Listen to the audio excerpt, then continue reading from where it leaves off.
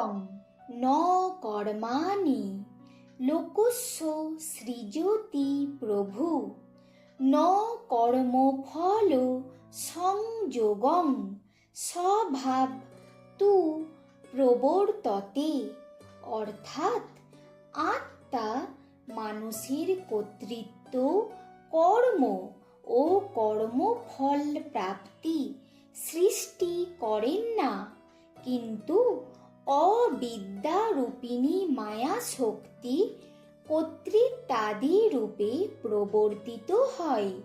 অর্থাৎ অবিদ্যা প্রভাবে কর্তৃত্ব আত্মাতে আরোপিত হয়।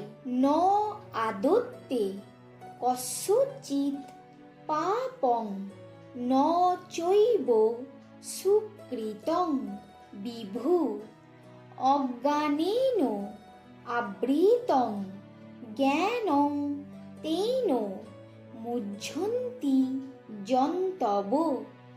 আত্মা কাহারও পাপ বা পূজা, জপ, হোমাদিরূপ পুণ্য গ্রহণ করেন না।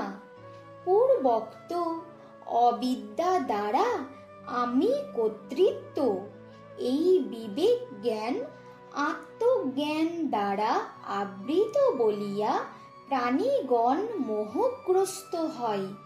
অর্থাৎ মোহবশে আমি করি ও করাই, আমি ভোগ করি ও করাই ইত্যাদি ভ্রম করিয়া থাকে।